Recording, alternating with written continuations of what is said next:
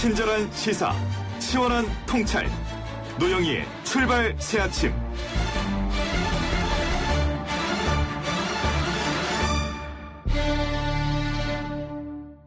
네, 앞서서 더불어민주당의 청년 후보 장경태 후보를 우리가 만나봤습니다. 이번에는 미래통합당의 청년 후보를 만나볼 예정입니다. 서울 노원구 병 지역구에 출마한 이준석 미래통합당 후보인데요. 사실 청년이라고 하기에 여러분들 그러나? 이렇게 생각하실 분들 많을 것 같아요. 자, 일단 후보님 한번 인사 나눠보겠습니다. 안녕하세요. 네, 안녕하세요. 네, 우리 이준석 후보야 워낙 그 정치 이력이 그리고 또 명성이 화려해서 청년 후보야 이 사람이 이렇게 생각하는 사람 많을 것 같은데 어떻습니까? 제가 저보다 원래 경태형이 더 고인물입니다. 그래요? 네, 경태형도 고생했으니까 이번에 들어갈 때가 됐습니다. 네, 그렇군요. 네. 자, 그러면은 잠깐만 경태형 그러는 거 보니까 몇 살입니까? 둘이 차이가 많이 납니까? 경태형 저랑 2살 차이죠. 네. 아, 더 어리시군요. 예. 아, 제가 역시. 더 청년입니다. 저희가 되게 사적으로 친하거든요. 네. 그래가지고 항상 서로 도움도 주고 이렇게 하는 사이인데 이번에 하필이면 제가 또 엄청나게 친한 또 이혜훈 의원님과 붙게 돼가지고 네. 뭐 말을 아끼고 있습니다 요즘. 아, 역시 또 청년인데도 줄타기를 잘하시는 것 같은 느낌이 팍팍 드네요. 아 예. 네. 자, 그리고 어쨌든 보궐선거까지 하면 이번이 세 번째 국회의원 선거 아니겠습니까? 소감이 어떠세요? 사실 제가 첫 번째 선거는 제가 여당 후보로 한번 치러봤고. 그렇죠. 두 번째 후보는 3당 후보로 치러봤고, 이번에는 세 번째가 이제 제1야당 후보로 치르게 됐는데요. 확실히 선거마다 느낌이 조금씩 다른 것은 있고요. 무엇보다도 이번 선거는 사실 정권 심판론이 초기에 밑바탕에 거세게 깔린 선거였기 때문에 네. 상당히 다른 분위기의 선거를 치르고 있습니다. 사실 저도 이준석 후보하고는 방송에서도 여러 번 많이 자리를 같이 해서 그 기조라던가 그 논리적인 말씀씨라든가 여러 가지 생각이라든가 좀 조금은 알고 있다 이렇게 말씀을 드릴 수 있는데 지금 좀 전에 스스로가 이제 나는 첫 번째는 어느 당으로 혹은 두 번째는 어느 당 이런 얘기 하셨잖아요. 예. 각 정당별로 본인이 어쨌든 상황에 맞춰서 이렇게 될 수밖에 없었지만 좀 뭐가 차이가 있습니까? 그 주장하는 바라든가 정치적으로 현실화시키고 싶은 이런 것들이? 우선 지역 공약이 있어가지고는 전혀 차이가 있을 수가 없고요. 지역 공약은 똑같다. 상계동의 발전을 위해서 할 수 있는 일들은 다 해야 되는 입장이기 때문에. 그리고 이제 정치적으로 봤을 때는 사실 그 첫 번째 선거 때는 탄핵 찬반이나 이런 논란 자체가 없었고 두 번째는 이제 탄핵 찬반에 있어가지고 당이 이제 갈린 것인데 그리고 지금도 탄핵 강을 넘었다고 하는 것인데 사실 그렇죠. 그 정도의 차이가 있지 않을까 이 정도 생각입니다. 그러면 이번에 이제 아까 좀 전에 정권 심판론이 되게 중요하다 이런 얘기 하셨습니다. 이게 이번에 효과가 있습니까? 사실 이번에 사전 투표율이 높은 것을 놓고 저희가 다행히도 이제 투표율이 그래도 코로나 사태에도 불구하고 어느 정도 나올 걸로 예상되거든요. 네. 왜냐하면은 3주 전에 치러진 이제 프랑스 지방선거 같은 경우에는 60%대에서 40%대로 거긴 투표율이 추락했어요. 어머나. 그래서 이번에 걱정이 많았었는데 사실 기본적으로 국민들이 투표를 어느 때 가장 많이 할까 이렇게 봤을 때 네. 본인들의 삶이 힘들고 뭔가 바꿔야겠다는 생각이 강할 때 투표를 많이 한다 저는 이렇게 봅니다. 그렇기 때문에 저는 이번 선거에서 당연히 본투표에도 더 많은 시민들이 참여할 것이다 이렇게 기대하고요. 네. 그랬을 때 심판의 대상이 사실 야권 심판이라는 단어는 지금까지 선거에서 등장하지 않았던 신조어에 가까운 부분이기 때문에 네. 국민들이 야권을 심판하기 위해서 많이 갔을까? 그렇다 보지 않습니다. 저는 정권 심판을 하기 위해서 많이 갔다 이렇게 봅니다. 지금 야권 심판 얘기 갑자기 왜 나온 걸까요? 사실 야권 심판이라는 것이 예전에 4년 전에도 보면은 무능한 야당이라는 얘기가 나오면서 그 당시에 새누리당 대 그 당시 새로 생긴 더불어민주당 이런 구도가 생성됐었는데 선거 결과를 놓고 보니까 그 당시 선거를 앞두고 지지율이 더불어민주당이 새누리당보다 못했음에도 불구하고 더불어민주당이 대부분의 지역구를 수도권에서 이겼거든요. 네. 그러니까 저는 여당이 갖고 있는 어느 정도 프리미엄과 야당이 갖고 있는 불리함을 상정했을 때 지금 상황은 그때와 당만 뒤집어서 크게 다르지 않다 이렇게 봅니다. 그렇군요. 자, 그러면은 지금까지 이제 선거운동을 거의 다 해왔고 이제 이틀밖에 안 남은 상황에서 선거 막바지에 갑자기 막말 파동 같은 게 나오는 이런 상황 또 미래통합당이 정권 심판을 앞서서 선거에 임하면서도 효과가 그렇게 명확하게 나타나지 않는 상황 이런 것들은 어떻게 보세요? 근데 국민들이 이제 막말 프레임이라는 것에 대해 가지고 선거 때 되면 의례 등장하기도 하고 또 한쪽이 그러면은 막말에 대해 가지고 더 어떤 전문성을 가진 집단이냐 그렇게 보지는 않는 것 같아요.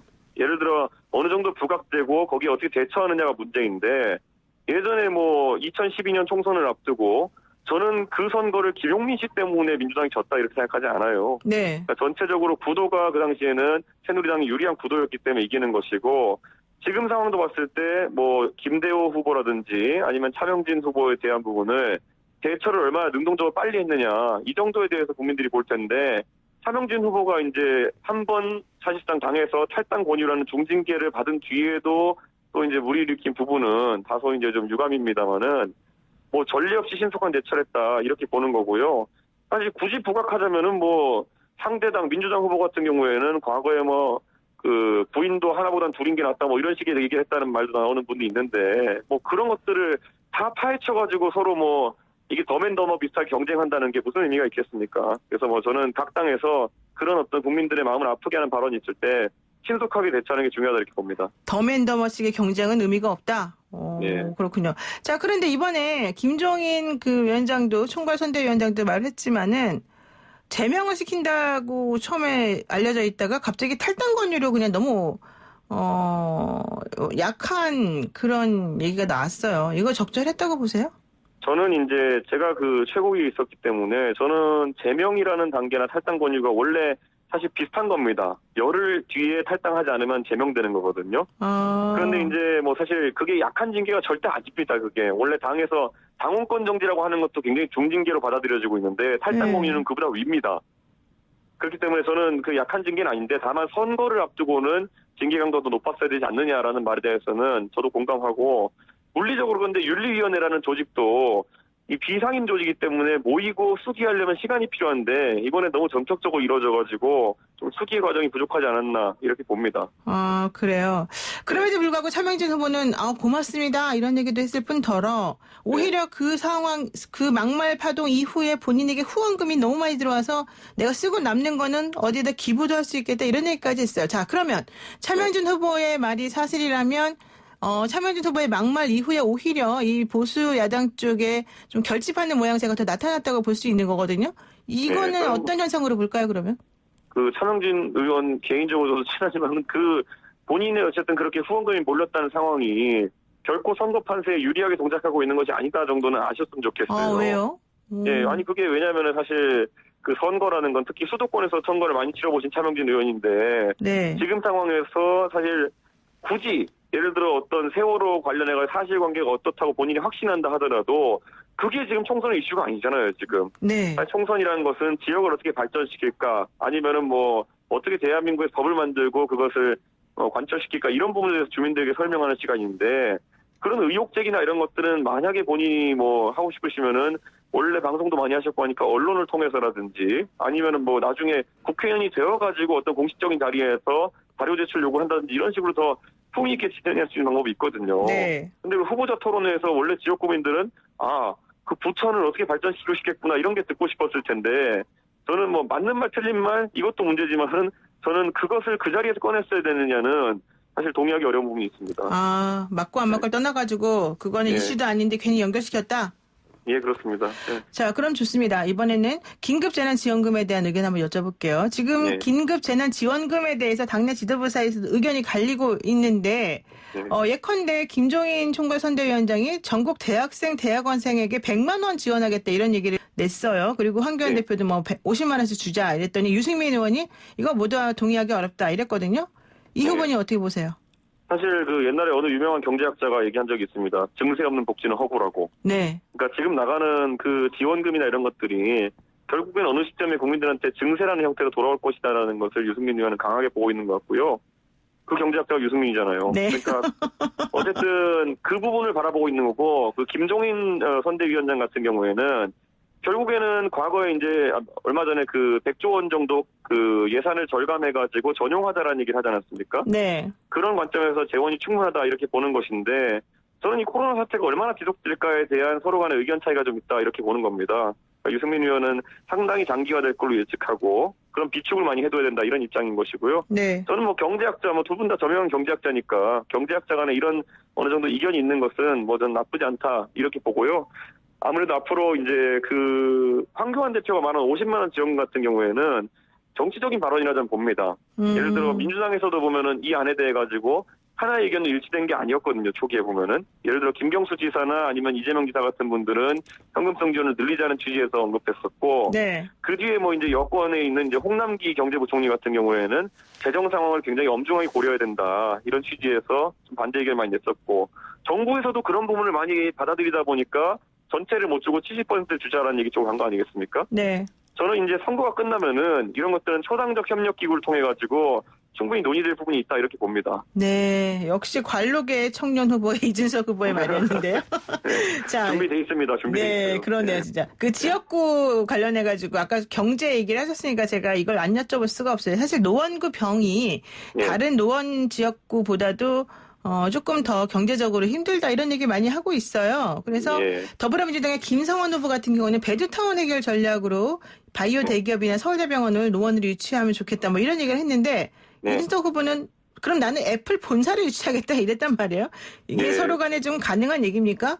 제가 애플 본사를 유치하고 싶어서 그렇게 얘기한 게 아니라요. 그러니까 사실 서로 뻥 공약을 이렇게 소위 할 것 같으면요. 뻥 공약이요? 네. 네, 더 큰 걸 얘기하는 게 더 세잖아요. 그래서 네. 제가 도서적으로 이야기한 겁니다. 아. 그래서 예를 들어 뭐냐면 서울대병원을 노원구 이전하겠다 뭐 이렇게 이야기하는데 네. 사실 노원구 입장에서 우리가 원하는 걸 자꾸 얘기하기 시작하면 끝이 없어요. 네. 그리고 제가 우스갯소리가 아니라 진짜 그 서울대병원을 자기 지역구에 이전시키겠다고 수도권에서 공약한 분들이 굉장히 많아요. 민주당 후보들 중에. 네네. 찾아보시면 나올 텐데 뭐 예전에 남양주에도 가져오겠다 그랬고요. 네. 오산에도 가져오겠다 그랬고 뭐 시흥에도 가져오겠다 그랬고 이 뭐 서울대병원이 무슨 뭐 여당의 전유물도 아니고 뭐 네. 계속 공약을 다 이전하겠다고 하는데 말이 안 되고 사실 상계동 아파트단지가 주거단지인데 종합병원을 주거단지 한가운데 유치하는 것은 요즘 트렌드랑 맞지도 않습니다. 왜냐하면 뭐 장례식장이나 아니면은 뭐 이런 응급실이나 이런 시설들이 네. 주거단지 한가운데 있는 게 맞지 않다라고 하는 주장도 많거든요. 그래서 네. 분당서울대병원, 용인세브란스병원, 은평성모병원 이런 것들이 전부 다 뭐 사실 산 밑에 이제 위치해 있어요. 네. 그런데 그런 트렌드랑 맞지 않게 그걸 왜 거기 갖고 오겠다는 건지. 그분 예전에 보면 김성환 후보가 거기에 컨벤션도 만들겠다 했고 ICT도 하겠다 그랬고 그다음에 뭐 K뷰티 화장품 산업단지 갑자기 만들겠다고 했다가 그다음에 호텔, 코엑스 뭐 다 얘기한 다음에 이제 그다음 융합산업 이런 거 얘기하고 지금은 이제 다시 서울대병원을 이야기하는 건데 저는 그 전에 했던 말들도 못 지켰는데 어떻게 지금 이제 하는 말 지키겠느냐. 그러다 보니까 어차피 뻥공약 대결이면은 네. 애플 본사 그냥 걸고 말죠. 그런데 애플 본사가 뭐 우리가 건다고 되는 겁니까? 네. 애플이 안 오니까 문제지. 둘 다 네. 뻥 공약이다. 그랬으면 내게 좀 더 아니, 세다. 저는 애플 본사 공약이 아니에요. 이렇게 말씀하시는 제가 되게 웃긴 사람처럼 돼버리는데 네.